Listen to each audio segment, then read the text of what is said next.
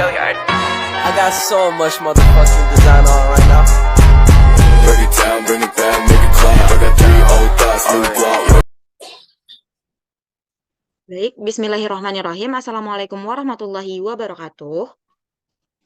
Perkenalkan, kami dari kelompok 2, Administrasi dan Supervisi Pendidikan, dengan saya sendiri, Faradila Insani, NIM 21129202, dan rekan saya, Nanang Trivarna dengan NIM 21003217 akan memaparkan materi tentang konsep proses peranan guru dalam administrasi peserta didik. Nah, pemaparan materi pertama akan disampaikan oleh rekan saya. Kepada rekan saya dipersilahkan. Yang pertama, konsep dasar peserta didik. Administrasi peserta didik merupakan proses pengurusan serta pelayanan yang berkaitan dengan murid di suatu sekolah, mulai dari perencanaan penerimaan murid baru, pembinaan selama murid berada di sekolah, sampai dengan murid menamatkan pendidikannya. Administrasi peserta didik dilaksanakan agar menciptakan suasana yang kondusif untuk terjadinya proses belajar yang efektif. Tugas kepala sekolah dan para guru adalah memberikan layanan dengan memperlihatkan apa yang dibutuhkan, dirasakan, dan dicita-citakan murid dalam batas kewenangan, keinginan, serta peraturan dan ketentuan sekolah yang berlaku. Menurut McNeil dalam Asnawir 2005, halaman 168, tujuan administrasi peserta didik yaitu, yang pertama, menanamkan kepada peserta didik bagaimana aturan dan pengelolaan sekolah itu dapat berjalan dengan lancar, sehingga dapat menjadikan peserta didik berjiwa bijaksana dan berperilaku sopan. Yang kedua, membantu peserta didik dalam mengembangkan dan membangun bakat yang ada dalam diri peserta didik agar dapat tersalurkan. Yang ketiga, membantu peserta didik berkreasi dan berimajinasi dalam melahirkan karya-karyanya dan memberikan pemikiran yang kreatif. Alfiansyah 2019.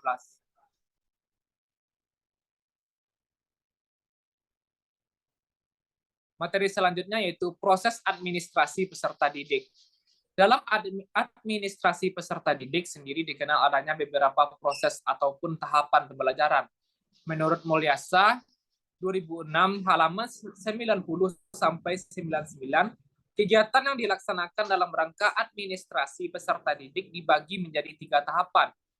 Yang pertama, kegiatan administrasi pada awal tahun pelajaran, administrasi selama tahun pelajaran, dan yang terakhir yaitu administrasi akhir tahun pelajaran. Yang pertama, kegiatan awal tahun pelajaran. Kegiatan awal tahun pelajaran yang dilaksanakan setiap sekolah adalah melaksanakan penerimaan murid baru. Penerimaan murid adalah proses seleksi dan pencatatan murid yang memasuki sekolah tertentu setelah memenuhi persyaratan-persyaratan yang ditentukan oleh sekolah yang bersangkutan.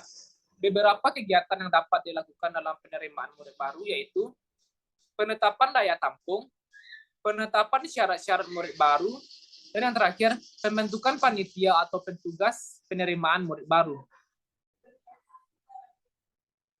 Yang kedua, selama tahun pelajaran. Kegiatan atau langkah lebih lanjut setelah murid diterima di sekolah adalah membina murid tersebut sehingga berkembangnya kemampuan secara maksimal sesuai dengan tujuan sekolah.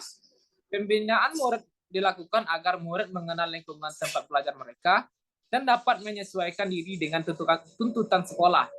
Dengan pemahaman terhadap lingkungan itu diharapkan dapat tercipta suatu keadaan di mana murid lebih tertib dan lebih mementingkan tugas-tugas belajarnya dibandingkan dengan kegiatan pribadi lainnya di sekolah. Proses yang terakhir yaitu akhir tahun pelajaran. Adapun kegiatan pada akhir tahun adalah pelaksanaan ujian nasional dan ujian akhir semester. Administrasi yang dilakukan berhubungan dengan kegiatan tersebut diantaranya pelaksanaan ujian nasional dan ujian akhir semester, dan yang terakhir itu kenaikan kelas. Baik, mungkin itu saja pemaparan materi dari saya. Materi selanjutnya yang akan dipaparkan oleh teman saya. Baik, terima kasih kepada rekan saya Nanang. Selanjutnya yaitu proses administrasi peserta didik menurut Sujipto dan kawan-kawan tahun 1991. Halaman 48. Proses-proses dari administrasi murid adalah yang pertama, penerimaan murid. Adapun kegiatannya adalah penetapan daya tampung, penetapan syarat-syarat murid baru, dan pembentukan panitia atau tugas penerimaan murid baru. Yang kedua yaitu pembinaan murid. Adapun kegiatannya adalah orientasi untuk murid baru, peraturan kehadiran murid, pencatatan murid di kelas, pembinaan disiplin murid, pemberian ganjaran dan hukuman. Yang ketiga yaitu promosi dan mutasi, dan yang keempat pemberhentian murid dari sekolah.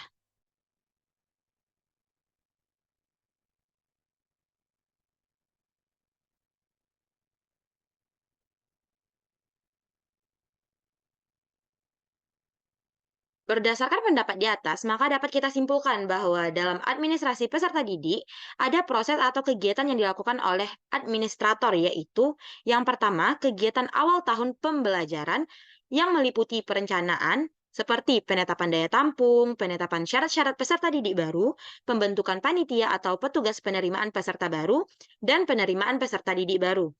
Yang kedua yaitu selama tahun pelajaran yang meliputi kegiatan orientasi untuk peserta didik baru, peraturan kehadiran peserta didik, promosi dan mutasi peserta didik, pembinaan disiplin atau tata tertib sekolah, pemberian ganjaran dan hukuman. Yang terakhir yaitu akhir tahun ajaran yang melaksanakan kegiatan yang menyangkut tentang pelaksanaan ujian nasional dan kenaikan kelas, serta pemberhentian peserta didik dari sekolah karena tamat.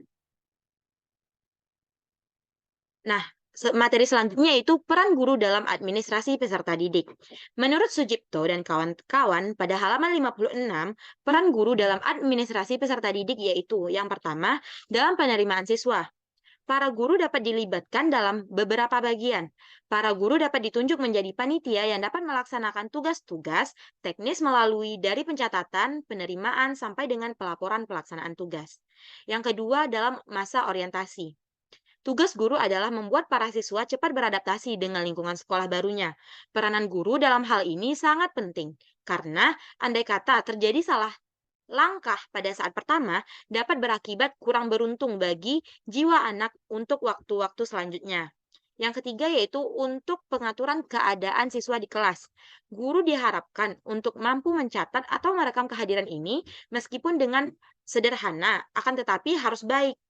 Data kehadiran ini memungkinkan untuk bahan pertimbangan nilai siswa, misalnya pertimbangan untuk kenaikan kelas. Yang keempat, dalam memotivasi siswa untuk senantiasa berprestasi tinggi, guru juga harus mampu menciptakan suasana yang mendukung hal tersebut. Hal ini dapat mereka lakukan misalnya dengan membuat grafik prestasi belajar siswa-siswanya. Yang kelima yaitu kedisiplinan sekolah atau kelas. Peranan guru sangatlah penting karena guru sebagai model yang dapat dijadikan contoh bagi siswa-siswa di sekolah. Sedangkan peranan guru menurut Sutisna tahun 1991 halaman 46 yaitu menyeleksi siswa baru, menyelenggarakan pembelajaran, mengontrol kehadiran siswa, melakukan uji kompetensi akademik atau kejuruan, melaksanakan bimbingan karir, serta penelusuran lulusan. Peran guru dalam administrasi peserta didik adalah sebagai panitia penyeleksi penerimaan siswa baru, berperan dalam memudahkan siswa beradaptasi dengan lingkungan sekolah, mencatat dan mengontrol kehadiran siswa, melakukan uji kompetensi, menciptakan suasana yang menimbulkan motivasi siswa, menciptakan disiplin sekolah atau kelas yang baik, dan melaksanakan bimbingan karir serta penelusuran lulusan. Sekian pemaparan materi dari kelompok kami. Apabila ada kesalahan mohon dimaafkan. Wabillahi taufiq wal hidayah. Assalamualaikum warahmatullahi wabarakatuh.